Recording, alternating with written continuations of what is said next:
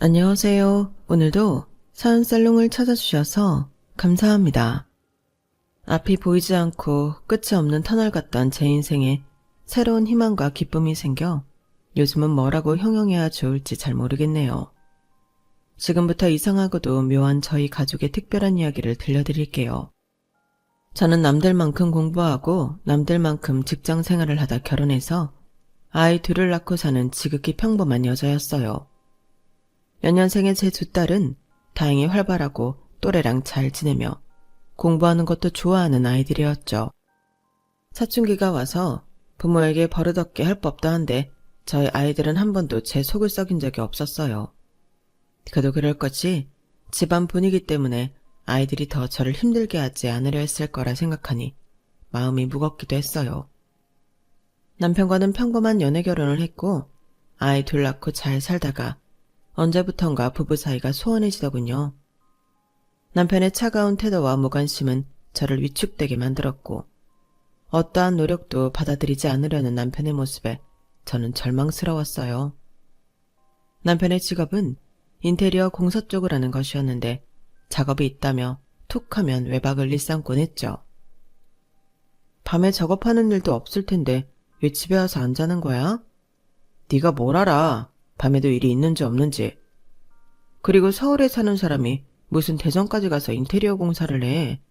거기는 인테리어 업자가 없어? 가면 또 몇 주는 화물차 사고. 애들 아직 초등학생이야. 나는 고사하고 애들한테 아직 아빠 관심이 필요할 때야. 내가 유능하니까 대전에서도 찾고 제주도에서도 찾는 거지.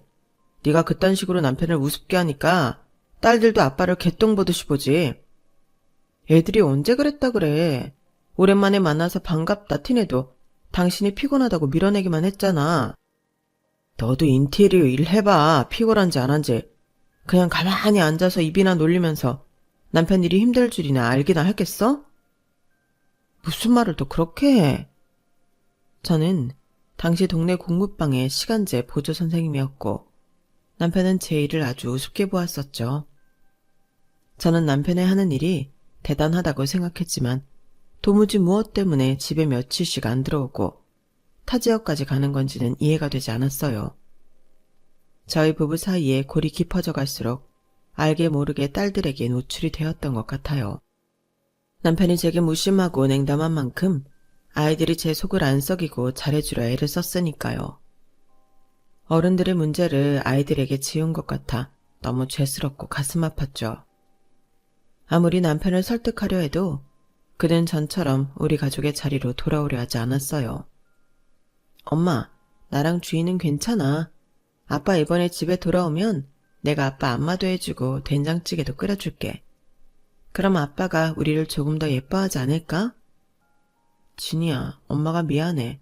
진이랑 주희가 그렇게 하지 않아도 아빠는 널 사랑해. 다만 일이 너무 바쁘고 힘들어서 지금 좀 여유가 없는 거야. 그렇게 아빠한테 일부러 잘 보이려 애쓰지 않아도 돼. 아빠한테 잘하면 아빠가 엄마도 안 미워할 것 같아서. 너무 미안해. 엄마가 다 잘못했어. 고리타분했던 저는 아이들을 위해서라도 남편과 이혼하면 더더욱 안 된다고 생각했었어요. 무심하고 쌀쌀맞은 아빠라도 없는 것보다 있어야 한다고 생각했거든요. 그때는 참 그런 고지식한 생각에 저 자신을 가두고 살았어요. 남편은 저와 아이들과의 관계뿐만 아니라 집안 사정에 대해서도 철저히 외면하고 살았어요. 결혼 초반과 달리 어느 순간부터 생활비를 줄여나가더니 나중에는 아예 돈을 끊더군요. 내가 돈을 버는 것도 아니고 이렇게 생활비를 아예 안 주면 어떡해. 내가 무슨 ATM 기계냐? 나도 일이 있다 없다 하니까 그런 거 아냐. 그렇게 돈 한 푼이 아쉬우면 너도 나가서 벌어. 일 많다고 집에도 안 들어오는 사람이 일이 없다는 게 말이 돼? 앞뒤가 안 맞잖아. 애들 물건 중고거래하는 것도 이제 지쳐. 어차피 애들 잠깐 쓰는 거 그 중고거래를 좀 했다고 생색은 더럽게 내네. 누가 보면 내가 아예 집에 한 푼도 안 갖다 준 줄 알겠네. 아, 억울해라. 당신이 여태껏 돈을 안 줬다는 게 아니라 지금 애들한테 돈 많이 들어갈 때인데 오히려 전혀 생활비를 안 주잖아. 그렇다고 내가 일을 하는 것도 아니고 모아놓은 돈 까먹으면서 생활하고 있어. 너 말 잘했다. 그렇게 어려우면 나만 보고 있을 게 아니라 네가 직접 나가서 돈 좀 벌어봐라. 애들 챙긴다면서 핑계 좀 대지 말고. 그 다툼이 있은 후부터 저는 공부방 선생님 자리를 구해서 일을 시작하게 되었던 거예요. 일을 하면서부터 상대적으로 제 아이들에게 전처럼 신경을 못 써주는데도 딸들은 오히려 저를 안심시켜주려 했었어요. 엄마, 오늘은 내가 주희랑 볶음밥 해먹을 거야. 밥 먹고 주희랑 숙제하고 책도 읽고 있을게. 우리 걱정하지 마. 철이 너무 빨리 들어버린 아이들 앞에서 저는 참 많이 울기도 했어요. 고마워, 진이야, 주희야. 공부방에서 일을 하면서 큰 돈은 아니지만 아이들과의 생활비 정도는 조금 충당할 수 있었어요. 여전히 남편에게 생활비를 못 받고 있어 모이는 돈 없이 빠듯하기는 했지만 사람이 마냥 죽으라는 법은 없더군요. 우연인지 뭔지 모르겠지만 제가 공부방에 선생님으로 다니고 나서부터 학생 수가 엄청 많이 늘어서 규모를 늘려야 할 정도였거든요. 간단한 보조 선생님 역할이었던 저는 원장 선생님의 신뢰를 얻어 꽤 묵직한 일까지 하게 되었어요. 자연스럽게 페이도 조금씩 올라갔고요. 제 벌이에서 조금씩 저축할 수 있는 돈이 생겨났고 아이들 앞으로 소액이 남아 저금도 해줄 수 있게 되었죠. 그리고 시골에 혼자 계시는 저희 친정엄마의 칠순 선물을 준비할 수도 있게 되었어요. 친정엄마는 시골에서 아빠와 사시다가 아빠를 먼저 보내시고 혼자가 되셨어요. 다행히 건축 쪽으로 일을 하셨던 아빠가 돌아가시기 전 지금 집을 튼튼하고 견고하게 잘 만들어주셨고 엄마는 그 집에 남아 계셨죠.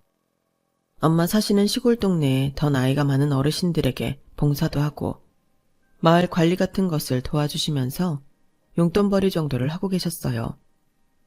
한 번도 사치 같은 것은 해본 적도 없으시고 자신보다 남을 더 먼저 생각하는 이타적인 분이었어요. 혼자 시골에 계시는 엄마가 너무 걱정됐지만 저 역시 사는 형편이 좋았던 것은 아니었기에 모시고 올라갈 수도 없어 너무 죄송했죠. 거기 복잡한 서울 가서 뭐하니? 아버지가 나 죽을 때까지 안전하게 살라고 이렇게 좋은 집도 남겨놓고 갔는데. 난 여기 좋다. 아버지 없는 자리 내가 직접 사람들 찾아가면서 대화도 나누고 밥도 먹고 힘든 거 있으면 서로 도와주면서 사니까 당체 외롭지 않아. 내 걱정은 안 해도 된단다. 너는 이서방이랑 진이 주희 잘 키워. 너희 잘 살면 엄마는 바라는 것 하나도 없어. 엄마에게 제대로 된 선물을 한 번 하지 못했던 저는 여유가 조금씩 생기기 시작하면서 엄마의 칠순 선물을 위해 돈을 모았어요. 처음에는 10,000원, 20,000원도로 시작했었는데 조금 넉넉한 달에는 10만원 단위로 적금을 부을 수도 있었죠. 평생 여권도 없이 해외여행 한번 가본 적 없는 엄마를 위해 효도 관광을 시켜드리기 위해 악착같이 모았어요. 원래 10년 안에 목표 금액을 모으려고 했던 건데 얼마나 지독하게 모았는지 4년 만에 500만 원을 넘기기 시작했으니까요. 엄마, 나 할 말 있어. 뭔데 주희야? 나 미술 좋아. 엄마도 알지. 우리 주희가 그림 그리는 거 엄청 좋아하고 또 잘하잖아. 엄마도 다 알고 있지? 그런데 왜? 우리 반 가희가 이번에 미술학원 다닌다 그래서 따라가 봤는데 엄청 좋아. 색깔도 엄청 많고 그릴 수 있는 것도 엄청 많아. 그래서 조금 부러웠어. 우리 주희가 미술학원 따라가 봤는데 좋아 보였구나. 우리 주희도 미술학원 다니고 싶어? 응, 너무너무 다니고 싶어. 공부도 잘했지만 그림 그리는 것을 너무 좋아했던 둘째 딸이 어느 날 미술학원에 다니고 싶다며 쭈뼛쭈뼛 얘기하더군요. 저는 간절한 마음으로 며칠 뒤 남편과 이 문제에 대해 상의하기로 마음먹었어요. 주희가 미술학원 다니고 싶대. 그런데 미술학원비만 좀 도와줬으면 좋겠어. 내가? 내가 왜? 여보, 주희 당신 딸이야. 내가 왜라니? 그 정도는 좀 해줄 수 있는 거 아니야? 너도 돈 벌잖아. 그런데 내가 왜 애 미술학원비까지 보태야 되냐고. 당신이 돈 안 주니까 내가 돈 벌기 시작했지. 그걸로 생활비하고 애들 앞으로 들어가는 거 다 충당하고 있어. 내가 더 큰 거 바라는 것도 아니고 애 학원비 정도는 당신이 좀 보태줄 수 있는 거잖아. 이제 초등학교 다니면서 가나다라 배우고 있을 나이에 무슨 학원이야. 너 그거 쓸데없는 엄마 치맛바람이야. 정신 차려. 당신이야말로 정신 좀 차려. 지금 애들이 몇 학년이고 몇 살인지 알기나 알아? 진이는 수학 경시대회에서 상도 타고 주희는 사생대회도 몇 번이나 나갔는데 애들한테 제발 관심 좀 가져달라고 내가 몇 번이나 말해. 당신이 생각하는 만큼 지금 애들 어리지 않아. 자기가 하고 싶은 거, 자기가 생각하는 거 다 또박또박 이야기하고 또 그만큼 잘 해낸다고. 내가 뭐 놀아서 몰랐어? 나도 죽어라 일하는데. 당신 노고 모른다는 게 아니라. 제발 좀. 오랜만에 만난 남편은 제 말을 들으려고도 듣고 싶어 하지도 않았고 아이들에게까지 막말을 서슴찮고 하더군요. 저는 정말 남편이 증오스럽기까지 했어요. 하지만 한 달이 넘는 시간 동안 남편에게 화도 내보고 달래도 보고 애원도 해가며 겨우 아이의 미술학원비를 약속받았어요. 하지만 그것도 몇 달 뒤부터는 소리 소문 없이 끊어버리기는 했지만요. 이 답답한 결혼 생활에 끝이 있기는 할까 매일 괴로웠어요. 그래도 제 옆에서 웃어주는 아이들에게 힘든 모습을 최대한 숨기며 지내려 노력했어요. 아이들도 제 마음을 알고 아빠에 대한 언급을 자제하는 것 같더군요. 그렇게 또 시간이 흘렀고 친정엄마의 칠순이 다가오기 6개월 전이었어요. 목표했던 돈보다 더 많이 모은 저는 엄마에게 전화를 걸었어요. 엄마, 나야 영희. 그래 영희야. 어디 아픈 데는 없으시고? 나야 뭐 괜찮아. 엄마, 다른 게 아니라 올해가 엄마 칠순되는 해잖소. 내가 벌써 나이를 그렇게 먹었니? 요즘 뭐 좋은 일 많으신가 배. 나이도 까먹고 지내시고. 너도 이 나이 되어봐라. 그깟 1, 2년은 눈 감았다 뜨면 후딱이다. 70평생 여권이라는 것도 못 만들어보고 외국이라는 곳은 가보지도 못한 우리 엄마. 내가 올해 찐하게 효도 한번 해드리려고 하는데 어때? 좋은 데 한번 모시고 갈게. 다 늙어서 좋은 데가 뭐 있겠어. 우리 집이 제일 좋지. 엄마, 그러지 마. 집이야 맨날 자는데도 집밥이야 맨날 먹는 거잖아. 엄마 해외여행 한번 보내드리고 싶어서 이 딸이 돈을 조금씩 모아놓은 게 있거든. 그걸로 여행 보내드릴게. 애 둘이나 키우면서 돈 들어가는 것도 많을 텐데 무슨 여행이냐? 가본 걸로 할 테니까 그냥 그걸로 진이주이 맛있는 거 사주고 좋은 옷 사입혀. 엄마 거절하지 마시고 진짜로. 우리 엄마한테 내가 좋은 거 해드린 것도 하나 없는데 나 죄책감 갖고 살게 하지 마. 엄마 여행이지만 내 부탁이기도 해. 우리 딸이 어렵게 모은 돈으로 어떻게 내가 사치 부리면서 해외여행을 간다니. 돌아가신 아버지가 놀래서 다 벌떡 일어나시겄다. 아빠한테도 내가 꿈속에서 다 허락받았다니까. 엄마는 예쁜 옷 입고 몸만 따라오면 돼. 딸이 힘들게 모은 돈을 어떻게 쓰냐며 손사래를 치던 친정엄마를 겨우겨우 설득해 해외여행을 가기로 정했어요. 무엇보다 제가 차곡차곡 모은 돈으로 엄마애가 큰 효도를 할 수 있다는 생각에 기쁘면서도 가슴이 저미는 느낌이었어요. 10년같이 모았던 돈 700만 원을 은행에서 고스란히 찾아와 안방 서랍에 잘 넣어두었어요. 이제는 어디로 여행을 가야 하나 결정할 즐거운 일만 남았었죠. 진이야 주희야 이리 와봐. 왜 엄마? 외할머니 올해 특별한 생신이시거든.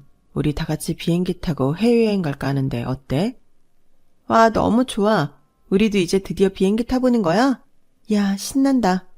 그런데 아빠는 같이 안 가? 진이 말이 맞네. 엄마가 생각이 좀 부족했다. 엄마가 아빠한테도 같이 갈 수 있는지 한번 물어볼게. 말은 그렇게 했지만 저는 남편에게 물어보기 겁났어요. 남편의 반응이 불보듯 뻔했거든요. 며칠 뒤에 집에 들어온 남편에게 조심스레 말했어요. 저 엄마 칠순이 오래잖아. 그래서 다 같이 해외여행 한번 모시고 갈까 하는데 어떻게 생각해? 제 말이 끝나자마자 남편은 눈썹을 치켜뜯고 말하더군요. 해외여행? 해외여행? 돈이 어디 있어서? 또 나한테 뜯어가려고? 뭘 뜯어가. 내가 조금씩 모은 돈이 있어. 몇 년이나 걸쳐서 아주 조금씩 모은 돈이야. 그걸로 갈까 해. 제 말이 끝나자 남편은 더 신경질적인 눈으로 저를 쏘아봤어요. 모은 돈이 있었어? 뭐 생활비를 안 주네, 애 학원비가 없네 하면서 나한테 돈돈돈 거리더니 니네 엄마 해외여행 보내줄 돈이 있었나 보네? 참나, 진짜 기가 막힌다.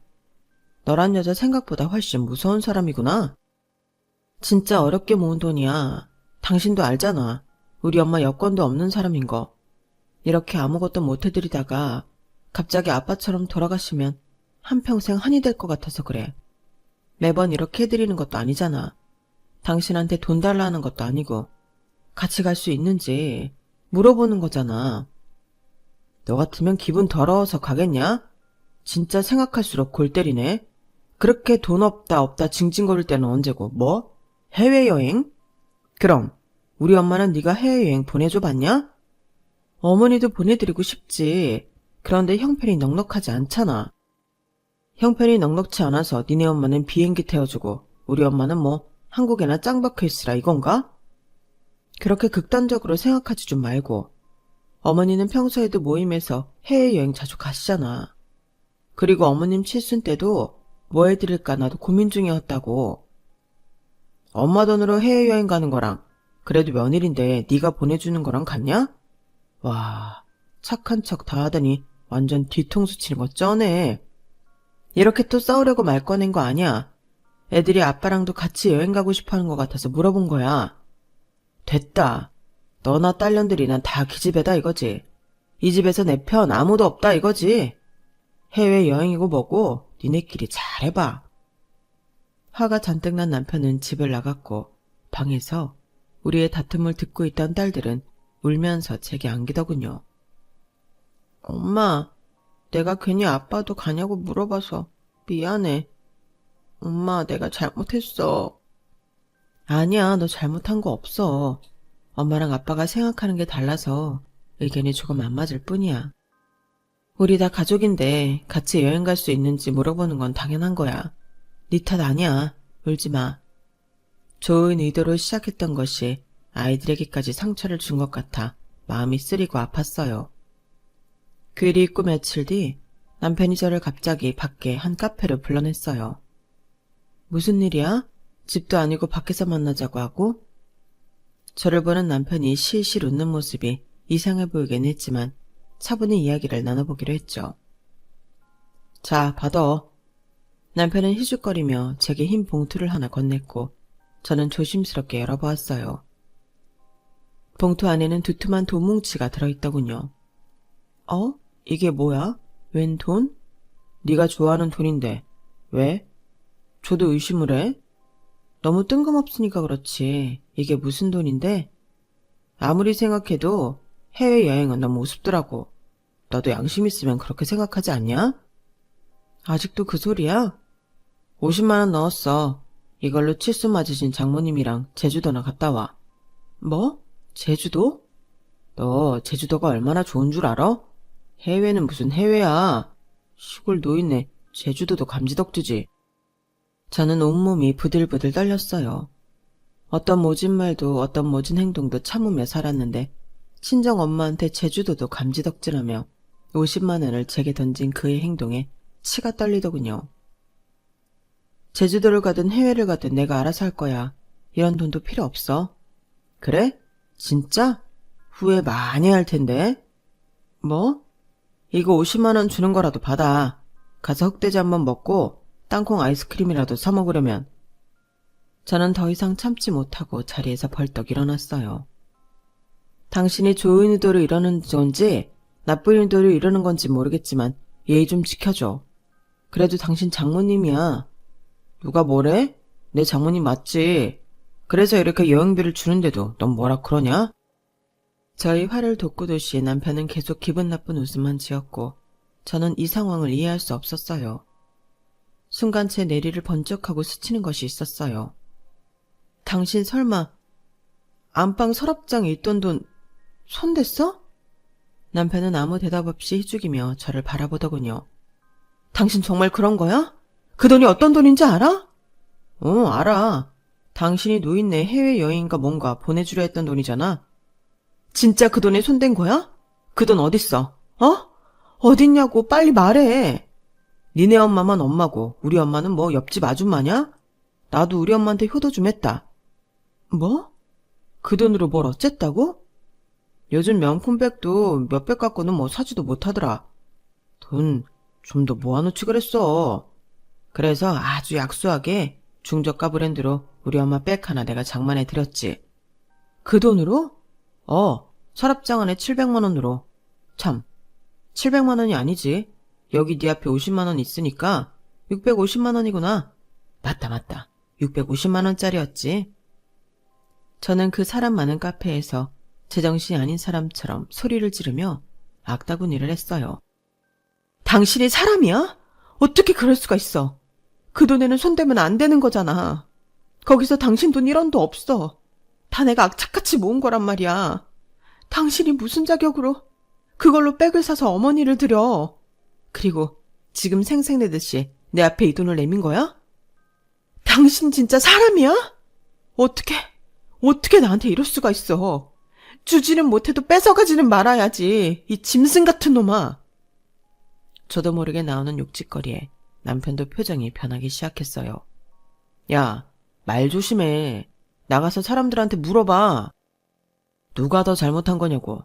시어머니는 못 챙길 망정 시골에 사는 노인네한테 해외여행에 가당키나 하냐? 그럼 목돈이 생기면 남편한테도 용돈 좀 하라고 챙겨주고 할 것이지. 네가 제일 이기적이야. 저는 그 자리에서 엉엉 울고 말았어요. 슬프다 못해 절망스러웠어요. 내가 그래도 이 남자를 사랑해서 결혼하고 자식까지 낳아 살았는데 그동안 그 무심함과 냉대를 참아오며 여기까지 온 건데 어떻게 이렇게 극악무도한 짓을 할 수 있는 건지 알 수 없었죠. 남편은 저희 친정엄마에게 그동안 남처럼 대했던 것도 참으면서 살았지만 저는 그래도 시어머니에게 애들 할머니라며 할 수 있는 노력은 해왔는데 생각할수록 남편의 태도가 분했어요. 그날 남편과 카페에서 헤어지자고 저는 많은 생각을 하게 되었어요. 며칠간 그로 인한 스트레스가 너무 심했는지 먹는 것마다 토하기 일쑤였고 심한 고열로 공부방 일까지 며칠 쉬어야 했어요. 친정엄마에게 해외여행을 보내드리겠다며 이미 다 설레발을 쳐넣은 상황인데 죄스러운 마음으로 어떻게 연락을 드려야 하나 고통스러웠어요. 몸이 좀 나은 후에 괴로운 마음으로 친정엄마에게 전화를 걸었어요. 엄마, 우리 딸 목소리가 왜 이렇게 힘이 없어? 무슨 일 있어? 미안해 엄마. 왜 그래? 너 진짜 무슨 일 있구나? 엄마한테 다 털어놔봐. 사실은 말이야. 저는 거짓말을 꾸며낼 기운도 없어서 엄마에게 그동안 있었던 일을 모두 털어놓았어요. 엄마, 정말 미안해. 애들 아빠가 진짜 그렇게까지 할 줄 몰랐어. 나 갈라설 거야. 그동안 영희 네가 많이 참고 살았구나. 그것도 모르고 엄마는 네가 잘 사는 줄만 알았지. 내가 오히려 더 미안하다. 엄마가 왜 미안해. 그런 말 하지 마. 엄마와 저는 수화기를 붙잡고 오랫동안 울며 이야기를 나눴어요. 엄마와 토항화를 마친 뒤 더 결심이 들더군요. 이제 이성기랑은 더 이상 못 살아. 저런 인간은 애들 아빠일 수도 없고 아빠여서도 안 돼. 더 이상 저 인간이 나와 우리 아이들의 인생을 망치게 둘 수 없어. 내가 바보 같았지. 아니라고 생각이 들었을 때 진작 헤어졌어야 하는 걸. 술 그 외양간 고치는 것 마냥 그걸 이제야 깨닫다니. 하지만 아직 늦지 않았어. 지금이라도 저 인간이랑은 헤어져야 돼. 항상 미적지근하게 끌려다니던 저였는데 어디서 갑자기 그런 굳은 힘이 났는지 저는 조금의 흔들림도 없이 남편과의 이혼을 결심했어요. 이혼 통보를 하자 남편은 더 비아냥대며 꼴보기 싫은 짓만 골라 하더군요. 뭐? 이혼? 그건 내가 먼저 해야 될 소리 아니냐? 네가 이혼을 운운하다니. 진짜 지나가던 개가 다 웃을 일이다. 당신? 아니지, 이제 남이니까 나도 말 좀 막 할게. 너 남자 새끼가 그렇게 살지 마라. 진짜 뭐 잘난 것도 없으면서 나한테 맨날 구박이나 하고. 너 애들 아니었으면 진작 손절당했어. 애들한테 감사하게나 생각해. 내가 사회생활 해보니까 더 맨날 힘들다고 생색내는 거 진짜 우습더라. 그렇다고 돈을 많이 벌어와서 가게에 보탬을 주기나 해 뭐해. 네 술 처마시고 어디 지방 가서 계집질이나 하는데 다 쓴 거 내가 모를 줄 알아? 그거 다 꾹 참고 살았어. 정말 애들 아빠니까. 학원비 그거 몇 달 보내준 걸로 생색냈을 때도 정말 입술을 깨물며 참았어. 그래도 애들 아빠니까. 그런데 이제 다 필요 없어. 있는 정 없는 정 다 떨어져서 옆에 있는 것도 징그러울 정도야. 시골 사는 노인네 데리고 제주도나 갔다 오라고? 알았어. 이제 우리가 어떻게 사는지 간섭도 하지 마. 이선기, 너란 인간 이름만 들어도 진짜 소름 돋고 침 뱉고 싶어. 진짜 너랑 끝이야. 이게 무슨 약을 잘못 먹었나? 갑자기 왜 이렇게 발악이야? 나한테 위자료 같은 거 한 푼도 요구할 생각하지 마라. 어디 애들 데리고 네가 얼마나 잘 사나 두고 보자. 너 그리고 내가 모아놓은 돈 좋게 말할 때 고스란히 갖고 와. 니네 엄마 백 샀던 거 환불해서라도 700만 원 다 내 눈앞에 갖다 놔. 누구 좋으라고? 내가 그걸 왜 갖다 놓냐? 결혼 생활 중에 같이 모은 돈인데 왜 내가 훅히네 아주 이거? 결혼 생활 중에 같이 모아? 넌 진짜 염치까지 말아먹었구나. 그 700만 원 안 갖다 놓으면 고소 들어갈 테니 그런 줄 알아. 어디 네 마음대로 해봐라. 그렇게 저와 남편은 이혼을 했어요. 당장 딸 둘과 셋이서 살 것을 생각하니 막막하긴 했지만 전 남편을 도저히 용서할 수는 없었죠. 그렇게 작은 방을 하나 구해서 바쁘게 이사를 했어요. 아이들은 다 안다는 듯이 그 상황에 대해서 묻지도 않고 조용히 저를 따라 나서더군요. 이사 정리가 마무리되어 갈 때 시골에서 친정 엄마가 올라왔어요. 영희야, 엄마야. 와, 외할머니다. 엄마. 저는 엄마를 보자마자 왈칵 눈물을 쏟았고 엄마는 저의 등을 한없이 쓸어주었어요. 그런데 저분도 같이 온 거야? 저희 모녀의 눈물겨운 상봉을 따뜻한 눈으로 지켜보고 계시는 한 노신사가 제게 인사를 건넸어요. 안녕하세요. 저는 손일구라고 합니다. 조 여사님 따님인 김영희시죠? 말씀 많이 들었습니다. 인자한 얼굴로 제게 인사를 건네오는 노신사는 깔끔한 차림새에 나이답지 않게 건장해 보이기까지 했어요. 들어오세요. 저는 얼떨결에 엄마와 노신사를 집 안으로 들였고 놀라운 이야기를 듣게 되었어요. 영희야, 제대로 인사드려. 여기 손 선생님은 엄마랑 같은 동네에 사시는 분이야.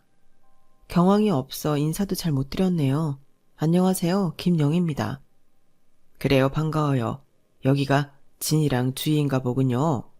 네, 제 딸들이에요. 그런데 어쩐 일로 저희 엄마랑 여기 서울까지. 영희야, 놀라지 말고 들어. 엄마랑 여기 손 선생님이랑 만나는 사이야. 어? 만나는 사이? 두 분이 교제하신다는 말이야? 저는 너무 놀라 입을 다물지 못했고 아이들도 토끼 눈을 하고 있었어요. 네, 제가 여기 조 여사님이랑 만나고 있는 사람입니다. 조금 더 말을 하자면 세혼을 한 사이입니다. 네? 두 분이 결혼을 하셨다고요? 엄마 왜 말을 안 했어? 창피한 듯 얼굴을 붉히는 엄마의 모습에서 어딘가 모르게 소녀의 얼굴이 보였어요. 속이려고 했던 건 아니고 그냥 우리 동네에서 오며 가며 편하게 만나는 사이를 지냈는데 선생님이 조금 더 가까워졌으면 좋겠다고 하시더라고. 네, 영희씨. 어머님은 괜찮다고 하셨는데 제가 조 여사님을 계속 좋다고 쫓아다녀서 혼인신고하자고 했어요. 노신사 역시 수줍게 웃는 얼굴로 고백하며 엄마를 지그시 쳐다보았어요. 도대체 언제부터였던 거야? 엄마의 연애. 아니, 결혼에 대해 난 전혀 몰랐잖아. 손 선생님이랑 만난 지는 꽤 되었는데 최근에 너 이서방이랑 헤어지고 힘들어했잖니. 마침 그때쯤에 우리가 합치기로 한 건데 힘들어하는 네 앞에서 내가 손 선생님이랑 결혼했다고 말할 수가 없었어. 미안해. 그랬구나. 미안하긴 뭘 미안해. 내 결혼 생활 때문에 엄마까지 말 못하게 한 건데 오히려 내가 미안하지. 조 여사님이 따님 걱정을 얼마나 했는지 몰라요. 자신은 세혼을 하는데 자식은 이혼을 했다면서 죄스러워 하셨고요. 엄마 미워하지 말아요. 내가 조 여사 지켜주고 싶어서 결혼하자고 조른 거니까. 네, 오히려 저희 엄마를 그렇게까지 생각해 주시고 지켜주셔서 감사합니다. 제가 더 면목이 없습니다. 첫 만남에 이런 모습을 보이고. 아니에요. 이제 우리 새 가족이 되었는데 서로 얼굴 보고 좋은 이야기만 하면서 살아요. 내가 영희 씨 친아빠는 아니지만 조 여사를 아끼는 만큼 영희 씨한테도 잘할게요. 그 얘기를 듣는 순간 저도 모르게 눈물을 와락 쏟았어요. 감사합니다. 감사합니다. 어떻게 감사의 말씀을 드려야 할지. 영희야, 울지 마. 손 선생님 정말 좋은 분이셔. 그리고 엄청 대단하신 분이야. 엄마와 노신 사이 인생 이야기와 러브스토리는 아주 놀라웠어요. 엄마는 아빠 그렇게 돌아가시고 계속 이것저것 하면서 정신없이 살았잖니. 큰 동네도 아니고 작은 마을에 어느 날 손 선생님이 이사를 오신 거야. 그렇게 서로 알게 되셨구나. 처음에는 마을 지인이었지. 아니에요. 난 처음부터 조 여사가 마음에 들었는걸. 노신사는 너스레까지 떨며 이야기를 이어갔어요. 저는 원래 아내 2자식 손주들까지 함께 미국에서 살았던 사람이었어요. 미국이요? 미국에서 어떻게 그 작은 시골 마을까지? 손 선생님은 미국에서 공부한 박사이신데 유명한 대학에서 교수까지 하셨었대. 2 자제분들도 다 잘 성장해서 미국에서 부족한 것 없이 잘 살고. 그렇게 평온하게 노년까지 잘 살다 가겠거니 했는데 아내가 갑자기 아프기 시작했어요. 아내는 자기가 오래 못 살 것을 알았는지 한국에 돌아가서 치료받고 머물기를 바라더군요. 저와 아이들 모두 말렸지만 아내의 마지막 소원 같아 저와 아내만 한국에 나오게 된 거죠. 치료는 수월하진 않았지만 아내는 그저 한국에 온 것만으로도 좋아하는 것 같았어요. 그 모습을 보니 저도 여기 오길 잘했구나 싶었고요. 하지만 아내는 병마를 이기지 못하고 결국 하늘나라로 먼저 떠나버렸죠. 미국의 아이들은 저보고 다시 미국에 돌아오라고 했지만 저도 왠지 그냥 이제는 한국에서 남은 생을 지내고 싶더군요. 그렇게 여기저기 알아보다 지금 조 여사가 있는 마을까지 연이 닿아서 자연을 벗삼아 살게 되었던 거고요. 살다 보니 인연이라는 게 참 신기하더군요. 미국과 한국 그리고 그 작은 시골 마을에서 조 여사랑 만나다니. 영희 씨 눈에는 제가 좀 사기꾼 같아 보이겠지만 지금 말한 건 다 전부 사실입니다. 아니에요. 선생님 말씀 의심하지 않습니다. 사실 손 선생님 자녀분들이랑 손주들도 한국에 한번 왔다 가셔서 만났었어. 진짜?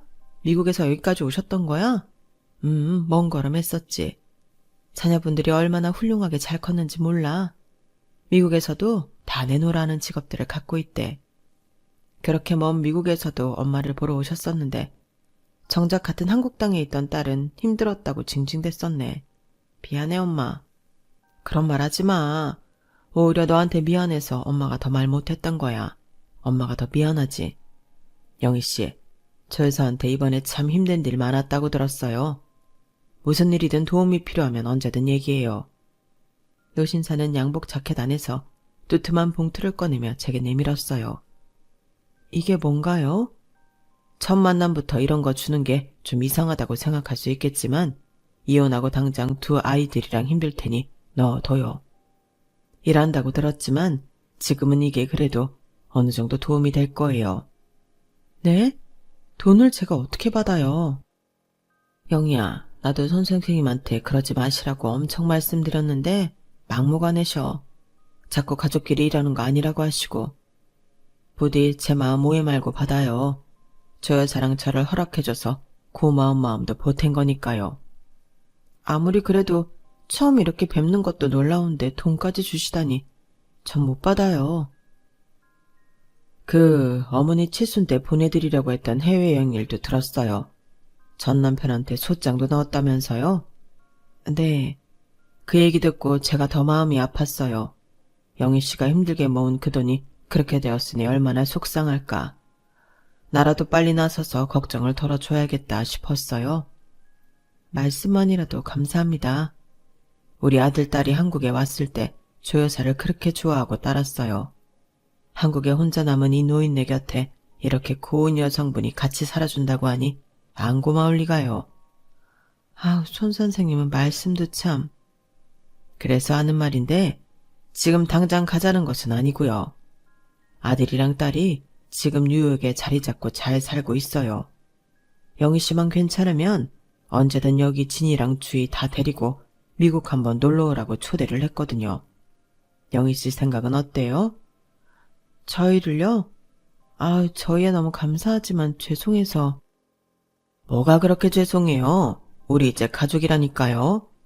미국에 있는 제 자식들도 이제 영희 씨랑 가족이에요. 어려워 말고 한번 같이 미국에 가서 만나보자고요. 저는 이게 다 무슨 일인가 싶었어요. 이혼과 이사로 한풀 껴껴있던 제 앞에 엄마가 새신랑을 데리고 나타났으니 말이에요. 게다가 살면서 만나보지도 못한 엘리트 집안의 노신사에 미국 구경까지 시켜준다고 하시니 꿈을 꾸는 것 같았죠. 엄마도 그동안 시골에만 박혀서 못 모르고 살았잖니. 그래서 영희 네가 날도 안쓰럽게 생각하기도 했고, 결국 이번 해외여행 사건만 해도 네가 얼마나 가슴 아팠을까 생각하면 엄마 마음은 무너져 내려. 그래서 일부러 더 손 선생님이랑 여기 온 거야. 엄마는 이제 정말 하나도 힘들지 않아. 네가 이제 진짜 엄마 걱정 안 해도 돼. 아무것도 모르는 시골 노인네가 미국 물 먹은 노인네 만나서 요즘 못 해보고 산 거 하느라 신나. 그러니까 영희야, 이제 엄마 걱정 그만하고 너 하고 싶은 대로 너 누리고 살아. 알았지? 저는 엄마 품에서 한참을 엉엉 울었어요. 엄마의 곁에 새로운 사람이 생겼다는 안도와 함께 그동안 알게 모르게 속썩이며 살았던 제 인생이 오버랩되더군요. 다 울고 난 저는 엄마와 손 선생님 앞에서 갯면쩍어 괜히 투정을 부렸어요. 우리 엄마 진짜 시골 촌동네에서 아무것도 모르고 사는 노인네인 줄 알았더니 세상에 어떻게 이런 대단한 선생님을 꼬셨대? 이혼한 딸보다 100배 1000배 낫네. 우리 조 여사가 좀 예뻐야 말이지. 그 후로 저와 아이들은 손 선생님 자녀분들의 초대로 정말 미국에 가게 되었고 부족한 것 없이 잘 지내다 돌아왔어요. 자녀분들이 사회적으로도 성공했지만 인성이 얼마나 좋은지 있는 내내 정말 가족 같은 편안함을 느꼈어요. 심지어 손 선생님의 따님은 저와 비슷한 연배였는데 제 손을 꼭 잡고 말하더군요. 이렇게 아빠와 조 여사님의 새로운 출발을 허락해줘서 너무 고마워요, 언니. 저야말로 너무 고맙죠. 이렇게 좋은 대접도 해주시고. 언니, 우리 이제 가족이잖아요. 서로 편하게 지내요. 그리고 제가 옆에서 지켜보니까 진이 공부에 정말 소질이 있는 것 같아요. 주희는 창작력이 있는 것 같고요. 언니랑 애들만 괜찮으면 나중에 미국으로 공부하러 와도 돼요. 네? 한국도 좋지만 더 넓은 세상에서 배워봐도 나쁠 것 없잖아요. 진이랑 주희가 미국에 오고 싶다고 하면 공부랑 생활 걱정은 전혀 하지 말아요. 제가 다 알아서 책임질게요. 우리 조씨랑 혜일리도 진이 주희랑 너무 잘 지내고 하잖아요. 손 선생님의 따님인 미영씨는 두 딸의 교육에 대해서까지 의논을 해주었어요. 언니도 미국에 오고 싶으면 언제든지 놀러와요. 미국은 넓어서 가볼 데가 정말 많거든요. 미국의 한 평화로운 전원주택의 뒷마당에서는 아이들의 웃음소리가 끊이지 않고 그 모습을 보며 저희 어른들은 차를 마시고 있는 그 상황이 믿어지지 않았어요. 마치 영화 속에서나 보던 장면에 제가 들어와 있는 것 같았죠. 너무 따뜻하고 포근해 눈물이 날 정도였어요. 그로부터 몇 년이 지난 지금 손 선생님과 엄마 그리고 저는 몇 번이나 미국 가족들의 초대를 받아 놀러왔어요. 중학생이 된 진이와 주희의 미국행에 대해서는 아직 서로 논의 중에 있답니다. 정말 행복한 고민을 하고 있네요. 참, 미국에서 가족들과 즐거운 시간을 보내는 사진을 프로필 사진으로 해놨더니 저 남편에게 연락이 몇 번 왔었어요. 저는 그동안 있었던 일을 이야기해 주었고 남편은 손이 발휘되도록 빌며 다시 합치자고 애걸복걸하더군요. 글쎄요. 기부한 셈 치고 그 700만 원에 대한 고소도 취하해 줬는데 제가 그 인간이랑 다시 엮이는 일은 없어야겠죠. 그 돈 덕분에 쓰레기 거르고 새로 시작한 우리 식구들 많이 응원해 주세요. 제 이야기는 여기까지입니다. 들어주셔서 감사드려요. 항상 건강하시고 매일매일이 행복하시길 기도합니다. 여러분, 사연 댓글에 응원과 현명한 조언 부탁드려요. 좋아요와 구독은 저에게 큰 힘이 됩니다. 오늘도 좋은 일 가득하세요.